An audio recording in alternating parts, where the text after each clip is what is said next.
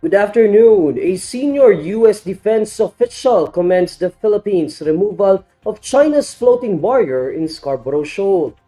During a congressional hearing, U.S. Deputy Assistant Secretary of Defense for South and Southeast Asia, Lindsay Ford, says the Philippines' action was a bold step in defending their own sovereignty. The U.S. official also reaffirms Washington's security commitments with the Philippines, saying an armed attack against Philippine armed forces, public vessels, aircraft apply to the South China Sea. She adds this commitment covers the Philippine Coast Guard as well. The Mutual Defense Treaty between the United States and the Philippines states that both countries would support each other if an external party attacked either country. The U.S. official statement comes after China installed a floating barrier in Scarborough Shoal to drive away Philippine ships from intruding into the area. But the PCG has since removed the barrier in assertion of the Philippine sovereignty over the shoal. Vice President Sara Duterte says she met with the governor of Fujian province in China. In a Facebook post, Duterte says Governor Zhang Long had also met with her father, former President Rodrigo Duterte, and her brother, Davao City Mayor Sebastian Duterte. She says the Chinese official was in Davao City on Thursday. However, Sara Duterte does not elaborate on what her father and the Chinese governor discussed.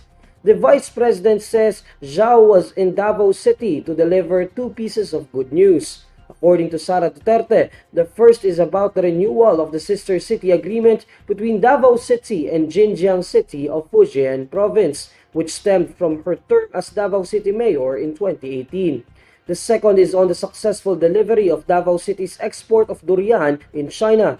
This meeting between the Dutertes and the Chinese official comes in the midst of rising territorial tensions with a powerhouse country in the West Philippine Sea. While President Bongbong Marcos had emphasized maintaining good relationships with all countries, he has repeatedly asserted the Philippines' territorial claim against China. President Bongbong Marcos suspends toll collections among local government units for any vehicles that are transporting any goods. In an executive order, Marcos prohibits LGUs from collecting toll and charges upon all motor vehicles transporting goods or merchandise. This applies to vehicles passing through any national roads and such other roads not constructed and funded by LGUs. LGUs are urged to suspend the fees completely, including sticker fees, discharging fees, delivery fees, market fees, toll fees, entry fees, or mayor's permit fees.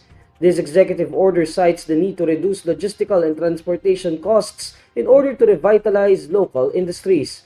LGUs are also asked to re-examine their fees within 30 days of the effectiveness of the order.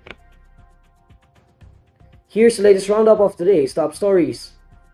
U.S. commends the Philippines on the removal of the Chinese floating barrier in Scarborough Shoal. Vice President Sara Duterte and former President Rodrigo Duterte meet with Chinese governor. And Pag-asa says low-pressure area may enter Philippine area of responsibility within the next 24 to 48 hours. And these are the stories you need to know today. I'm Neil Mercado. Follow INQUIRER.net on Facebook, X, YouTube, TikTok, Instagram, and Reddit. For more stories, visit INQUIRER.net. Good afternoon.